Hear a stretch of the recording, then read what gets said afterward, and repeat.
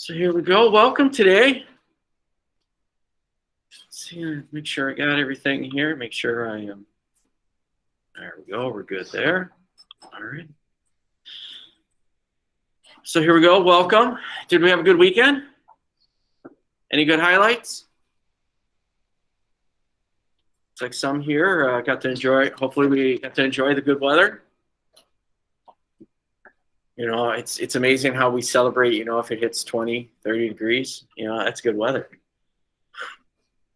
Not going to say it's T-shirts and shorts weather yet, but it's approaching.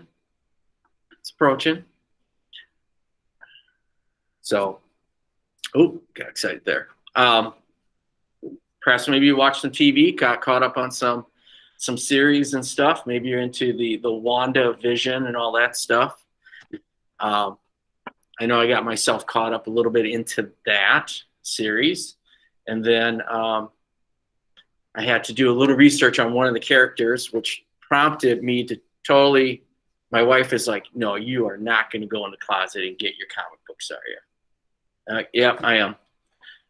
And sure enough, you know, one of the characters that appeared in there, she reminded me of a character in a Fantastic Four, and sure enough, there she was. But in the world of comic books, it's never one. It's never one comic book. They span it out over a series of comic books. So about 5 comic book later, so I finally found my answer I'm looking for. But besides that, you know, perhaps my highlight was just washing the cars over the weekend. I know it's pretty boring in that regards. So hopefully, again, you took advantage of this nice weather and stuff. All right. Over the weekend, you were supposed to take the exam, and I've corrected most of them, and so grades are updated that way. If you turn some missing assignments in, give me today to work on that. And so later today, we can say we have pretty current grades and all that stuff. And this trimester is zipping by. We only got like 2 weeks left. All right, and then it's spring break. All right, and let's hope, you know, things don't happen like they did a year ago with spring break. You know, we're coming up on that anniversary of shutdown, all that stuff. So hopefully things will be trending in a different direction. Hopefully we hope that, right? So just keep going at it. Try to do the best you can. Keep up with the work and all that. Okay, so we have that. All right. Well, today I want to take a look at the next unit of study, and we're going to start it, and then it will. We actually technically started it Friday. I gave some notes on authoritarian states. We're going to start it here at the end of this trimester, and it will spill over into the next trimester. And so what we'll do is this week we'll look at Hitler, and then at the end of the week start looking at Stalin, and the next week we'll take a look at Joseph Stalin and close out the trimester with those 2 authoritarians. There is one more assessment, and so look for that assessment to happen next week. It's already, at least you have access to the guide sheet and all that stuff. So that'll be our last one, and it'll be on the authoritarians related to Hitler and Stalin. So there we go. Just a little preview. Just a little preview there. I like to give previews here and there. All right. Anyone have any questions or thoughts for the good of the cause before we move forward? Okay. All right. I do have a little clip here on Adolf Hitler, and so I want us to take a look at him. And I think we have a pretty decent working knowledge of Adolf Hitler, leader of Nazi Germany. And so what we're going to do is we'll spend these next several days kind of going below the surface and seeing how he goes about and creates his authoritarian state, and so his rise to power. And that's what we'll focus on today, more his rise to power. Then the next few days, take a look at how he engineers Nazi Germany to fit his plans, and then ultimately the collapse of it. And so we should get an idea of some of those big things that I had talked about on Friday, in that how elaborate Adolf Hitler and the Nazis were in creating the Nazi state, but then also how very destructive this single party state that was created by Adolf Hitler and the Nazis, in terms of the depth of infusing into German society. And it's going to take many, many years to undo, one would say, as a result of what they had tried to accomplish. All right, so I got a little video clip here. It's going to be more about overview of Adolf Hitler, and so maybe we learn maybe a couple more things about the guy himself after watching this video. So here we go. Let me mute myself.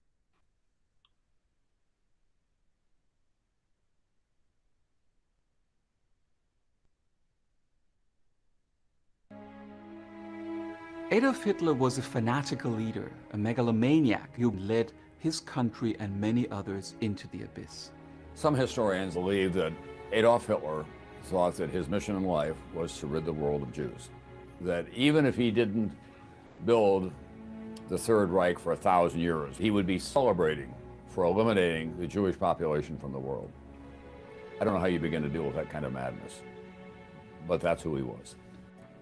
Adolf Hitler was born in Braunau am Inn, Austria, on April 20th, 1889. Hitler's childhood was an uneasy one. His father died when he was very young, and he was not a good student. In his teen years, in his pre-war Viennese life, you start seeing the attractions to the anti-Semitic and rabid anti-Bolshevik attitudes. So his name was not Adolf Hitler, it was Schnickelberger, and he was a corporal in World War I. But suddenly he was the man who was giving voice to a long history of German pride. The consequences of World War I for Germany were extraordinary. I mean, the victors, the Western Alliance, placed such penalties on them that they could barely survive.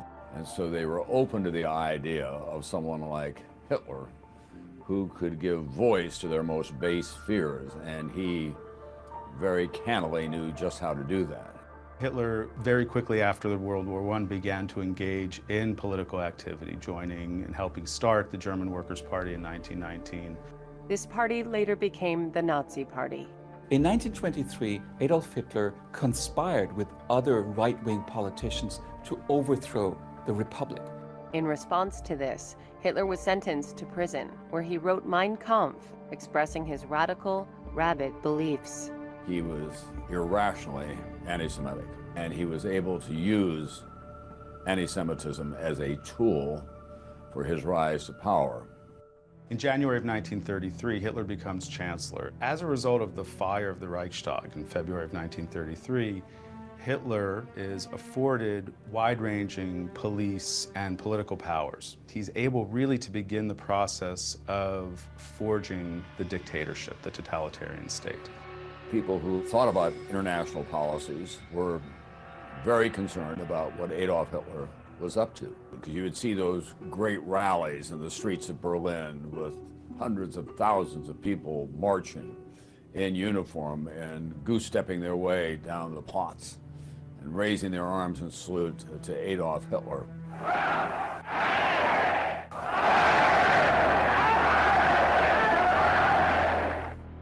And then he invaded Poland. He thought the British and the French would not declare war on him, and it would be a quick campaign to subdue Poland. But on September 3rd, 1939, Britain declared war. France followed suit. In June 1941, Hitler invaded the Soviet Union, starting the largest land war in history. In December 1941, Hitler also declared war on the United States. World War II was fought on 6 of the 7 continents. 50 million people perished.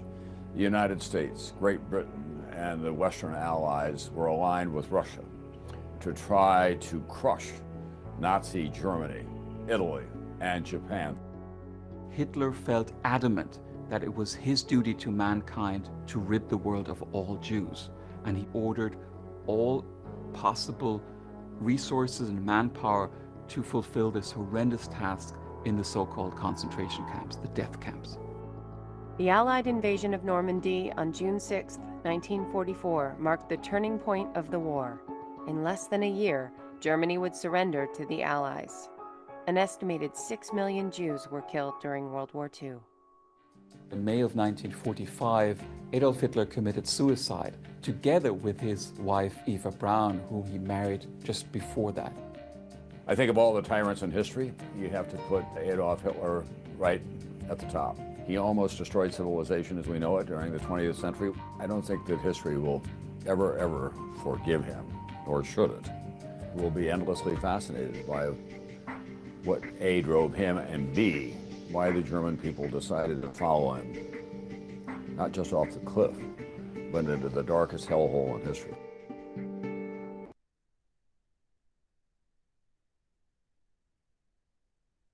Okay. Any takeaways from just that little clip here on Adolf Hitler? Anything that was anything that kind of sparked interest, or anything that you need to get clarified? I don't know why.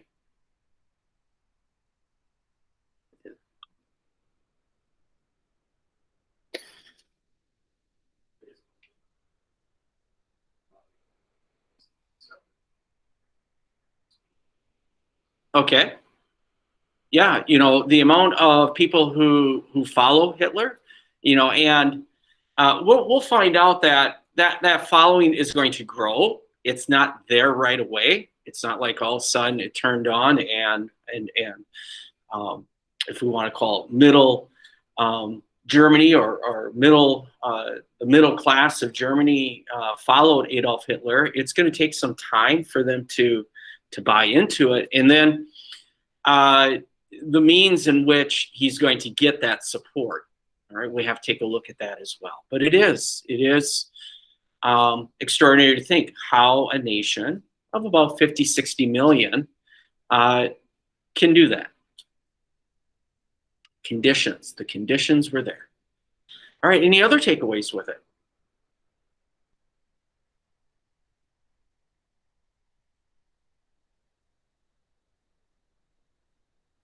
Well, as you know, as we look at Adolf Hitler and things that do pop up, you know, always ask questions. I think we do have an idea that, you know, this is of Adolf Hitler, and hopefully maybe I can come across some things that perhaps maybe you don't know about this individual. In the clip, it did point out he had a difficult relationship with Dad, all right, which is contrary to like contrast to Walt Disney movies, where always mother seems to be at the heart of some of the things. Here with some authoritarians, a constant between Hitler, Stalin, and Mao is they all had difficult relationships with their dad. All right, so that's a little, and so you got psychologists that like to look at that in terms of how does that influence them. All right, so I've got a few thoughts here I like to share on Hitler and Nazi Germany. I do have a copy of these in the presentation notes that you can follow along. I will try to pace myself here. We will pause at some point in it and take a look at a document called, that was put out by Joseph Goebbels, that Advice for a Dictator. And so those at home in Schoology, you'll find that document. So you might want to make sure that you have that one. Here at school, we have it out on our desk right now that we'll, at a moment, we'll take a pause and we'll look at that. But Hitler and Nazi Germany, it is clear that after World War I, the country that was created as a result of World War I, the Weimar Republic in Germany, it's very weak. Crisis here, and it is, and Germany will be in a crisis and face serious problems almost from the start. And so it's going to allow for an individual like Adolf Hitler to rise to power here. And this is where we always want to look at when authoritarians do rise to power. Is it the individual themselves that explains them taking power or getting power, or is it other factors? And so it could have been just about anyone. We always talk about the 1932 election here in the United States and say that it could have been just about anyone going up against Herbert Hoover and they would have won. You know, it happened to be Franklin D. Roosevelt because the conditions of the country in some ways lend itself for an alternative. Okay?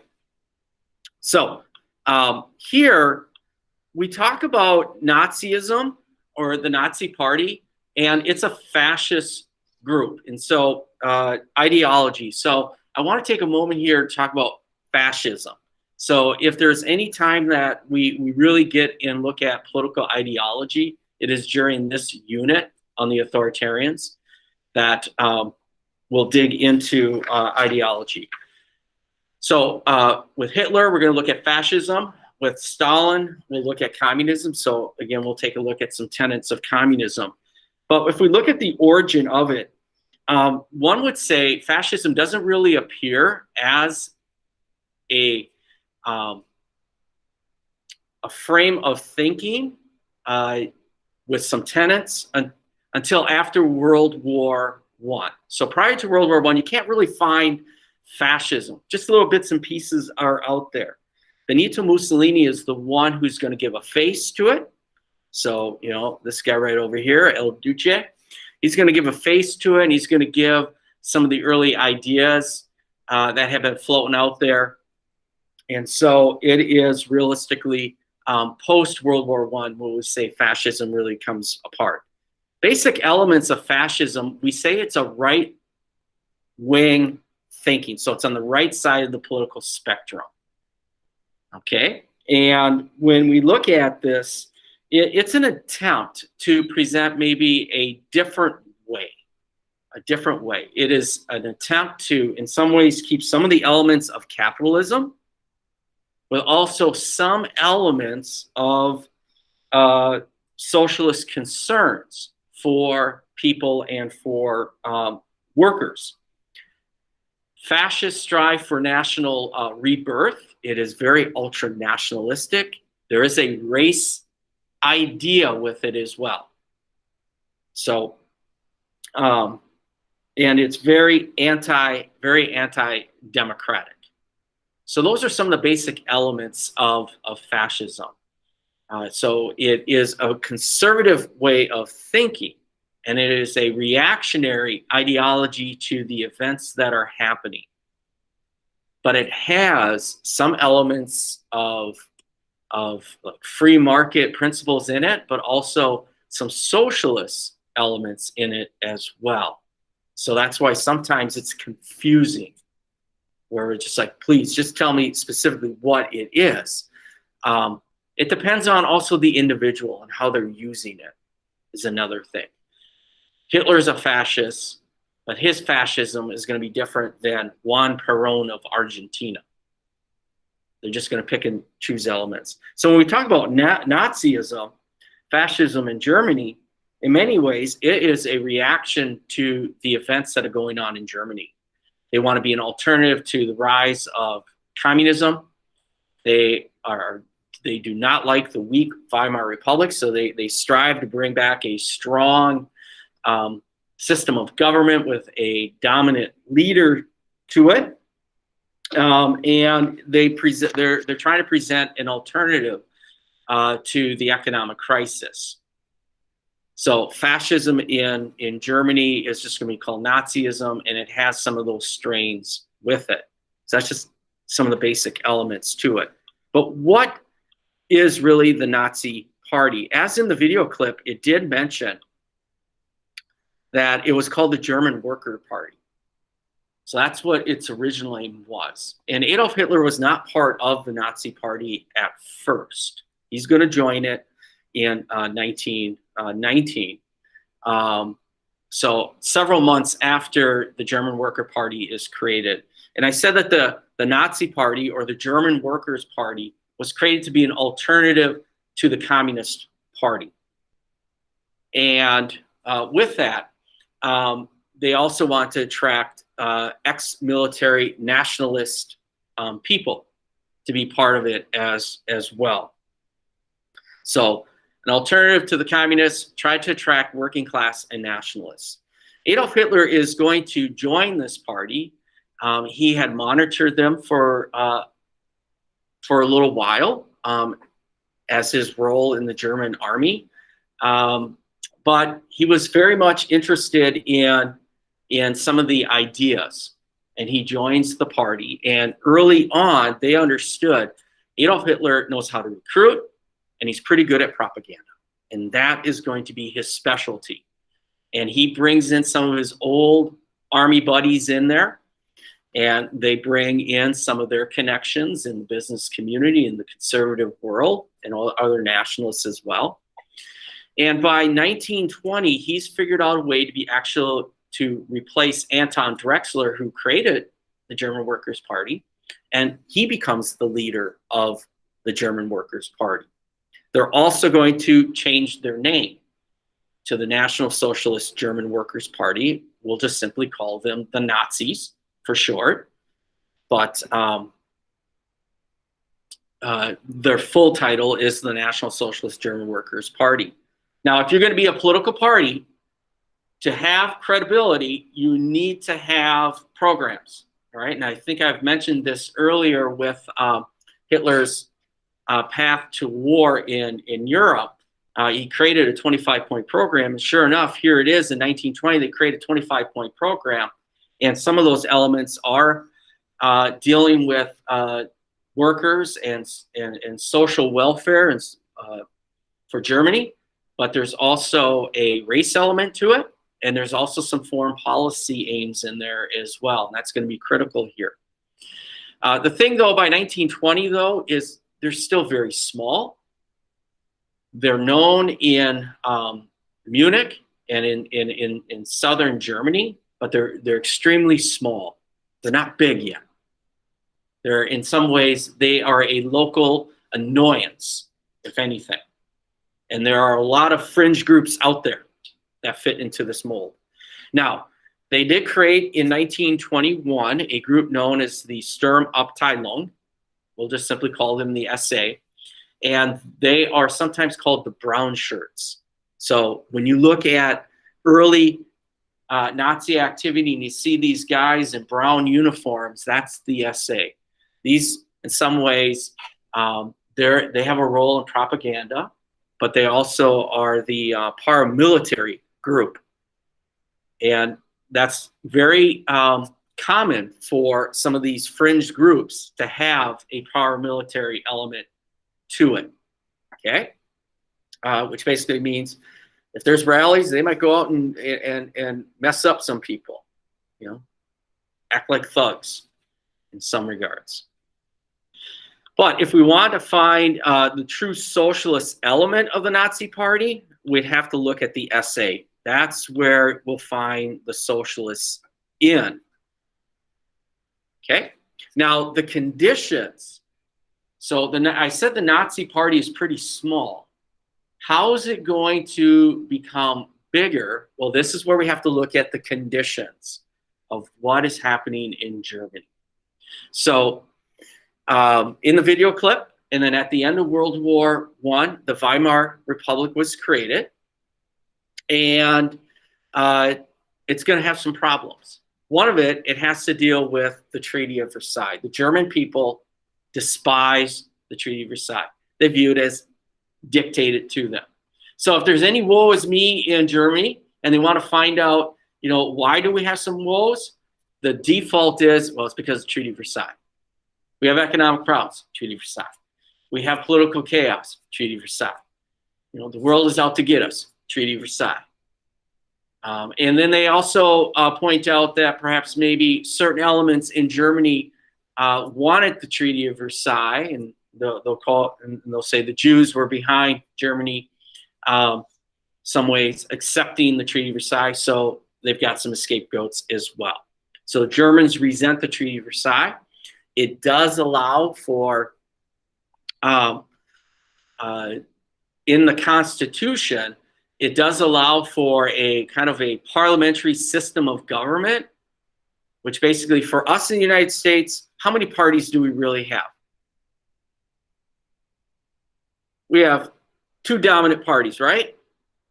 And hopefully we know Democrats and Republicans. Democrats and Republicans. But we also have other parties too, don't we?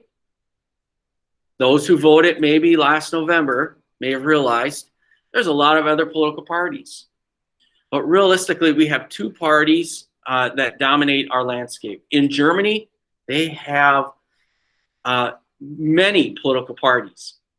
And with the Weimar Constitution, it allows for it to happen. Not one political party is going to be able to really be the majority. So you're going to have a series of coalition governments. And the coalition governments are only as strong as long as the coalition stays together. But if one party pulls out of this coalition, the government collapses, and then they have to redo. What that does is creates instability, and throughout the 1920s, it's going to be very unstable, it seems like. And then in the early 30s, it's going to be very unstable, going through a series of governments here, which is going to allow for political opposition to exist from the far left and the far right. Okay? Far left and far right. And none of them really like democracy. And they all have this idea of what they think Germany should look like. So when we look at political opposition, threats from the left, they want to create a more communist, socialist state. Threats from the right, they want to turn the dial back, strong leader, forget about this democracy stuff, let's restore the military, all that stuff right there. And the Weimar government is pretty weak and subject to all these opposition movements. There is one thing, if there's anything we need to know about the Weimar Constitution, anything to put in your memory banks about what about the Weimar Constitution that could allow for a single party state to exist, it is Article 48 that gives the president of Germany emergency powers. And the president back then of Germany is extremely powerful. More powerful in some regards than the prime minister, or the chancellor, excuse me, the chancellor of Germany. Today, it's the opposite. Angela Merkel is very, very powerful. The president of Germany is not. And then, of course, we know in the 1920s, Germany is a world of hurt here. 1919 and 1923, Germany economy is in the tank, and that allows for problems for the Weimar Republic. Okay, not all of the 1920s Germany economy was in the tank. After 1923, with American loans, things are better. Things are better for Germany. Now, I said that the conditions were there. The Nazis were a small party. Now, how are they going to go big? How are they going to become known nationally? Well, this is where they try to have an overthrow. In 1923, you got a beer hall putsch. I think it's kind of appropriate in Germany that if you're going to have a revolution or an overthrow, it's going to start in a beer hall. And if anything, it should have probably started in October, right around Oktoberfest in Germany. All right, that's again, me bad humor and all that stuff there. But beer hall putsch. Putsch just means overthrow, coup, all this. And in the 1920s, there's a lot of coups going on in different places around the world. Here we go. We got it right here in Germany. The goal of the putsch was to spark a revolution that would spread throughout Germany. And when it's all said and done, who do they want on top? Well, of course, the Nazis. They want on top. Well, it fails almost from the beginning. Disaster. He gets sent to prison, sentenced 5 years, but he's only going to spend 9 months in prison because he's found some sympathy from the judge and all that stuff. But sent to prison, writes his book, Mein Kampf. All right, and we already know a little bit about his book.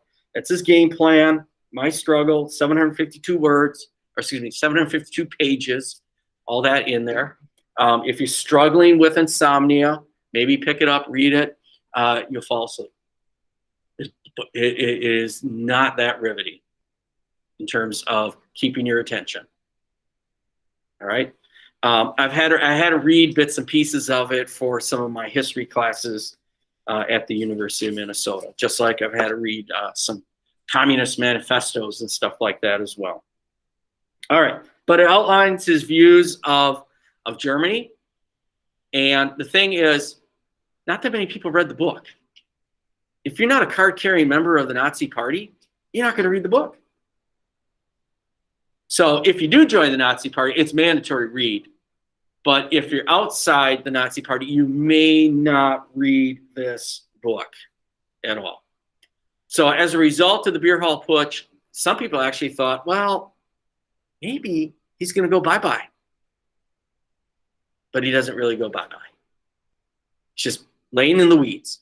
What they did learn, though, and this is the big thing, you know, if you got a failure, we always say if you fail, you got to learn from it. For the Nazis, what do they learn from it? They got to change their tactics. They can't go all violent overthrow. Maybe they got to go through the election process. They got to broaden their party base. You know, they can't have necessarily some of the extreme elements. That means they got to bring in some middle-class people, kind of tone it down a little bit maybe. So broaden their base and reorganize the party so it can go national. I mean, if we think in the United States today, Republican Party, Democratic Party, it's a national party. Every state has a party organization in it. All right, Nazis, they want to do the same thing throughout Germany.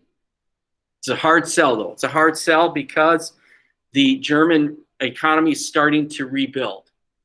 So some of their early complaints is going to fall on deaf ears right away, so it's a little hard sell. But they reorganized. They gave the SA a broader base. The SS, Schutzstaffel, is created. So now Hitler's personal bodyguards. All right, and they're wearing the black uniforms. Reorganized, regionalized the party, like I said, and they created a Hitler Youth. Not mandatory yet, though. Not mandatory. But if they're going to have future Nazis, they got to have a youth auxiliary group to it. All right. So, the economic crisis creates an opportunity, and this economic crisis is the Great Depression. All right, is the Great Depression. And it's going to have an impact on German politics because it is going to throw it into chaos. Into chaos big time here. You're going to have violence in the streets, extreme groups appearing. Realistically, there are two main groups, though, that are going to appear in 1932 as a potential path to maybe revive Germany, the communists and the Nazis, though. The chancellor at the time, Brunigs, is struggling to try to keep things together. His approach is going to be very similar to Herbert Hoover's, and that's not going to go so well. But 1932, Nazis become the biggest party. The biggest party. All right, and what that means is in the election of 1932, they got 230 seats in a 608 Reichstag parliament. So they had the majority, but not outright majority. So big winner. So what was their appeal? Maybe it was Hitler. Maybe it was their message of job schemes. Maybe it was their message of the fear of a communist revolution out there. Perhaps maybe the middle class feared massive unemployment and looked at the alternatives and went towards the Nazis, but they were very, very appealing here, and their message would seem to be more effective, especially use of propaganda. So here we go. In front of you, hopefully, let's see here. This document, Advice for a Dictator, and for those who want to become one, appeared in 1932. Because if you are the dominant party, some would say the Chancellor of Germany should come from the dominant party. but they're hesitant to give it to Hitler. So here comes Joseph Goebbels, propaganda guru for the Nazis, and he writes in the Nazi newspaper Der Angriff, which is the attack, and he comes up with 20 points about those who want to be a dictator. So here's what I want you to do. I want you to take a look at it. So let's just read the document. Okay? Read the document. Look for overall message. What's the overall message? And which of these points apply to Hitler? Which points of these may apply to Hitler?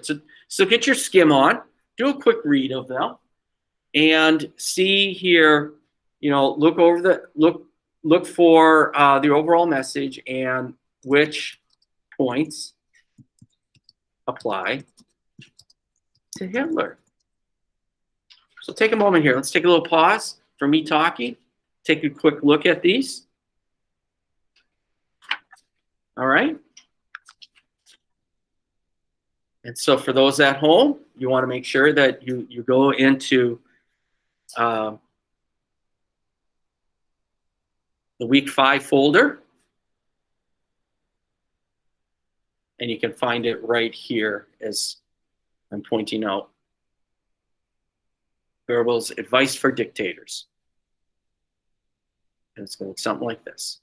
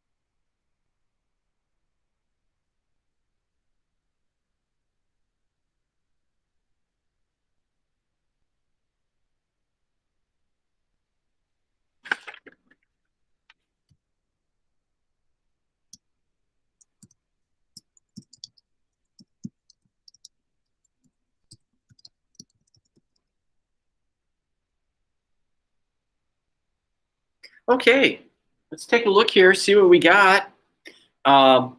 What's the overall message?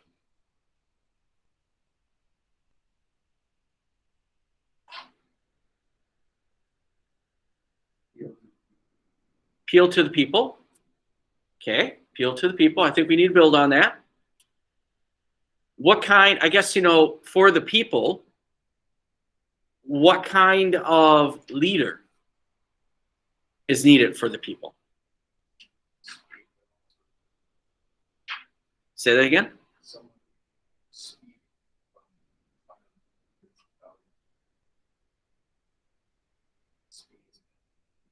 Okay, so your thought is speaking ability and have some intelligence to go with that speaking ability.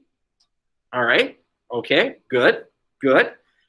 I think, like anything, again, just get in the habit of what Joseph Goebbels up here on the top is. He openly favors dictatorships. All right. And so advice for a dictator and for those who want to become one. You look at that title like, seriously, are you serious? Are you for real? But he is. He is actually for real. That he thinks the best form of government for Germany is a dictatorship. And that dictator is who? Is Hitler. Does he in here, in any of these points, actually mention Hitler? He doesn't use Hitler's name in there. All right. I've looked at this a number of times. I have not seen the word, his name appear in there, but he's alluding to him. All right. And so Drew on the chat had said like number 4 and number 11 kind of speak to Hitler as well. And you can find a number of others in here too that could go along with it. Did you find any that were kind of humorous or like stood out? Like, really, you want to? That's an important point. I don't get number 3. Sitting on bayonets is uncomfortable. All right. So that, if we think about number 3 here, and that's a really good one. That one always comes up. That one, number 3, and number 15 usually comes up as well. It's about the name. You got to have a name. You can't have a common name. Mueller and Meyer are common names. You can't have it. A few years ago when I had some Meyers in class, they were like, oh man, I feel like, I'm being singled out. I got a good name and all that stuff. Well, that would be like having Anderson, Smith, Johnson. Those are common names. All right. And so Joseph Goebbels said, can't have it. All right. But sitting on bayonets is uncomfortable. True. So what is that referencing, do you think? So I don't know if anyone's going to advocate sitting on bayonets.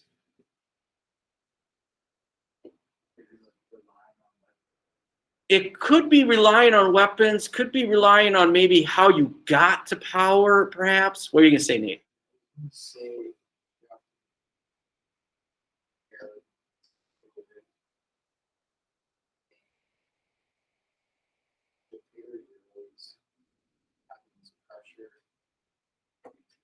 Okay, all right.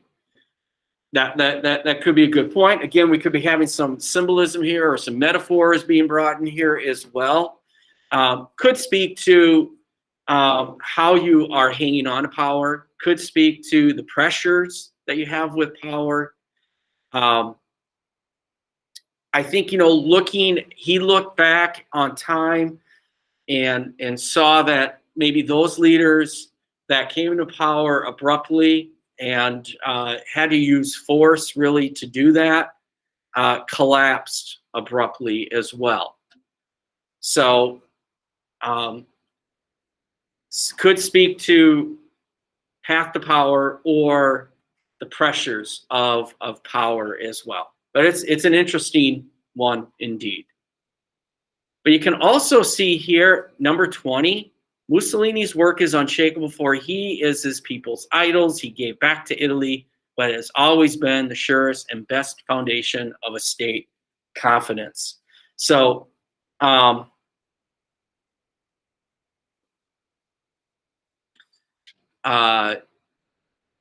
he did admire Mussolini. He admired Mussolini. He admired how he came to power. All right. As I look in the chat, Drew, I think you brought up a good point too about sitting on bayonets. It's like sitting on a fence. You got to pick a side. You got to pick a side. In the 19th century, in American politics, we would call you a mugwump. No mugwumps here. No sitting on the fence. All right, you got to pick a side. So that's a really good point as well brought up. Who also admired Mussolini? Well, yeah, Hitler did. Yeah. Franklin D. Roosevelt. Franklin D. Roosevelt. Crazy. Crazy thought. All right. But if we look at the value of a document like this, it does give some insight into frame of thinking, gives insight into the type of government that the Nazis are looking for. But again, at the same time, it's a Nazi newspaper. Who's going to really read it? Nazis are. Nazis are going to read it. Nazis are going to read it, and or you know, perhaps maybe the newspaper is going to be passed along to it. Okay. Private newspapers were also known throughout the time as well. Henry Ford had his own newspaper, but it was only people who worked for the Ford company really only got access to the company newspaper and stuff like that. So still it is 1932 though. The appeal is there. And the pressure is put on the German people to, again, reaffirm Hitler, but also pressure is being put on Hindenburg. You got to give the chancellorship to the man. And President Hindenburg, Paul von Hindenburg, he is like the ultimate hero rock star in Germany. He is the hero of World War I. And Hitler tried to go against him in an election and lost for the presidency. So people really thought he's going to go by the wayside. The interesting thing is, you don't actually have to be elected to become chancellor. Your party needs to get a majority or a high number of seats in the parliament in order for your party leader to maybe get the chancellorship. So that's how, in some ways, he's going to get that. So he himself may not get elected into office, but the Nazis do. So summer of 1932 is a deciding moment here. Hindenburg's like, no, not going to do it. Nazi party is in crisis in 1932. It's like, okay, we put all our money in the early election in 1932. Now we're in a crisis. We're going to run out of money. We got to show that we're conservative enough. We got to rebrand ourselves a little bit here. Got to get rid of some internal opponents, all that stuff. And they have another election in November of 1930. They don't do quite as well, but still they have 33% of the seats in the Reichstag. Hindenburg cannot get others to put a coalition government together, so ultimately he's got to concede. And in January of 1933, the chancellorship is given to Adolf Hitler. And now the process begins. It mentioned in that little video clip an event known as the burning of the Reichstag. Here is a critical moment for Nazis. They know who did it. In their mind, who did it? Who do you think the Nazis and Adolf Hitler are going to say did it? Who's probably the biggest opponent of the Nazis right now? In 1933, who is the number one opposition to the Nazis? We got to change that S to a C. Communists. Communists. Because again, Hindenburg is a good guess here. Hindenburg, he could care less about Hitler, man. He thinks Hitler is a pain in the butt. I could use a lot of other words, but I can't. The communists. He's going to blame it on the communists. So now he can go after the communists. How does he do that? Well, it's going to be March 1933. The last democratic election is going to happen. Nazis are huge winners. 44% of the vote this time. Not clear, but there are some right-wing groups that are willing to work with them. And what they did with that election was they passed what was known as the Enabling Act of 1933. That gave legislative making ability to the chancellor. Here we go. This is like one of these big moments for Adolf Hitler. This really is going to get this guy to be really super powerful now. Because whatever he thinks can become a law. And so, opposition groups, eliminated. Round them up. A little place called Dachau is going to be created. Originally for political opponents. Later, final solution. Opposition groups are banned. And then freedoms are also going to be restricted here. So this is huge. All right, so he gets the chancellorship, fire, Enabling Act, legal revolution begins. He can now twist the Constitution, the lawmaking ability, and infuse in Germany, begin the infusion in Germany, his aims. What that means, remove people from key positions in the government, whether it's the national government, the regional governments, local governments, and put Nazis in their place. The transformation is beginning. This is huge. And now he's still kind of weak in terms of holding his position. He's got to prove to the conservatives and to the military he is conservative enough. So he's got to get rid of the socialists in his party. Operation Hummingbird, or the Night of the Long Knives. Got to get rid of opponents. So June 1934, throw out there this idea a second revolution is going to happen, and he's got to stop it before it does. So the SA that was there with him in the beginning is now gone, and other opponents will be gone here as well. And it's just putting on notice. Adolf Hitler is the main leader. And then August 1934, the death of the president, Paul von Hindenburg, dies. And so what's that mean for Adolf Hitler?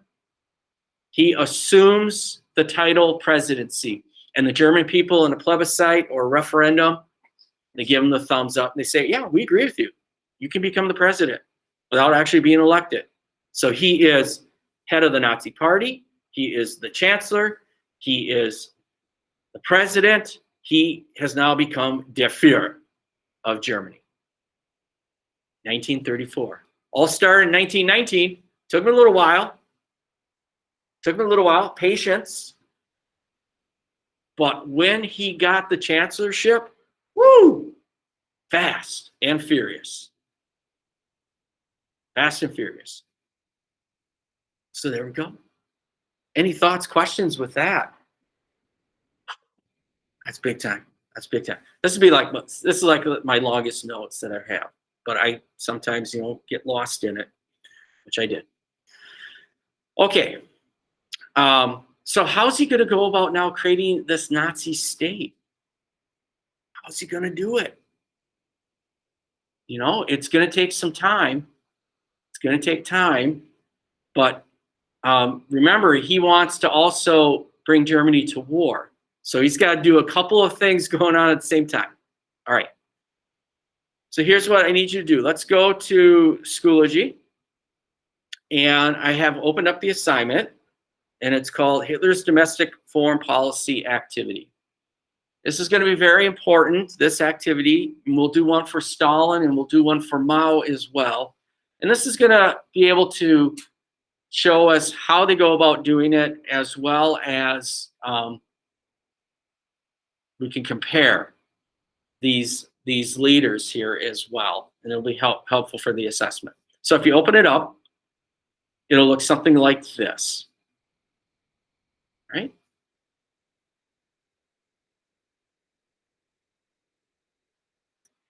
All right. Yep, so if you open it up, it does have some attachments to it.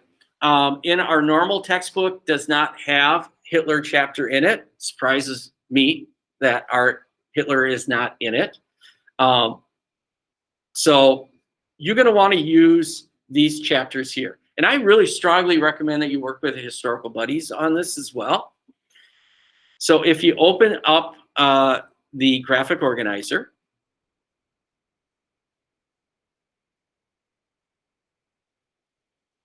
okay, it's going to look like this. And it's going to break it down. We're going to look at economic policies, social policies, cultural propaganda policies, and then foreign policies. So these are like the 4 areas that we want to look at. And what you want to take a look at here, so the authoritarian up on top, I put Hitler in its place. So if you can do that right now. Put Hitler. Region is Europe.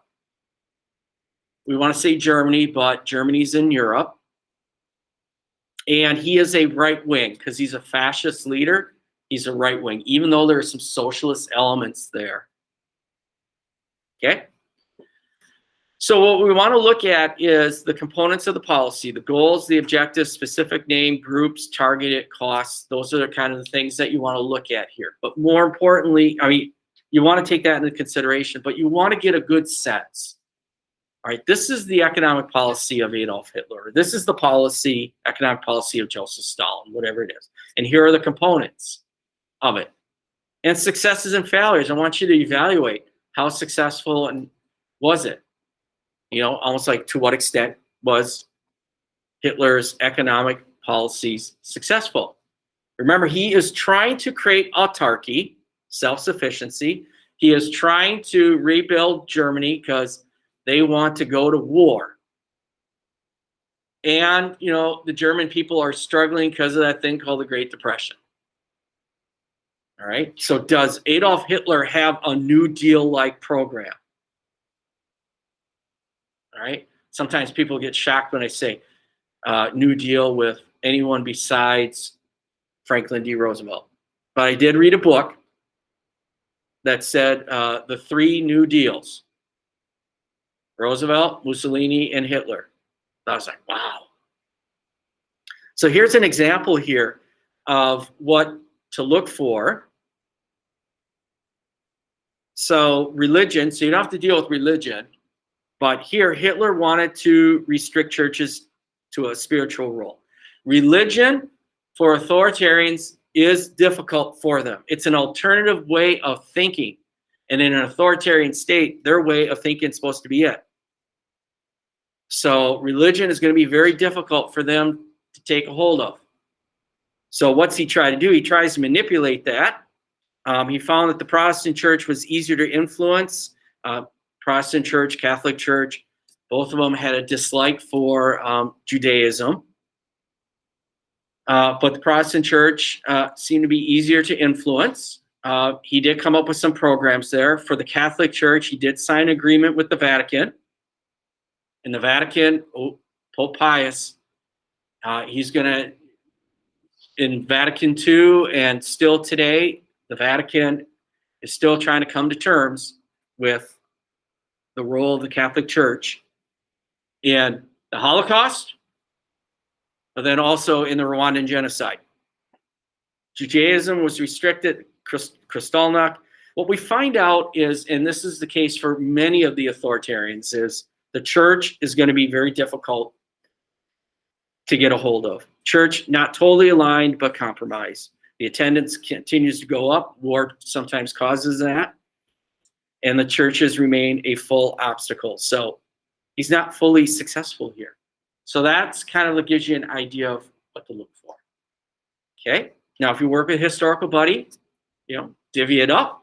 I have it as a graphic organizer, but if you come up with another system, you go right ahead. You've been at this game for a long time, so you might know some different things. This will be due Wednesday. All right, since we're dealing with Adolf Hitler in German, that would be Mittwoch. Wednesday, Mittwoch, midweek. All right, Wednesday, February 24th. So work with Historical Buddy. Maybe convert this then into a Google Doc in some way so you can share it together. All right, or just go solo. Go solo. This is going to become important when we want to assess to degree of a totalitarian, because that's also what we're going to try to do here. Is we're going to look at a number of authoritarians and figure out who's the ultimate authoritarian here. We think Hitler's tough, but then we got to go up against Stalin, and then we got to throw Mao in there. It's like, woo! Those are some big names as well. Okay. I have been going at this for a little while. Does anyone have any questions about this or anything that needs to get clarified? Any questions?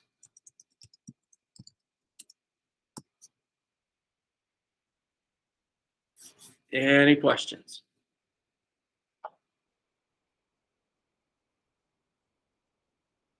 Okay. So, I think we got about 10 minutes left of the class. So I took a good chunk of it. And you can get a start on this, or just take some time to debrief.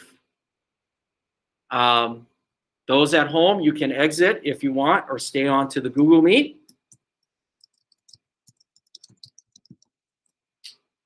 Those here, get a good start, or get up, move around, take a break. What do we got, Nate?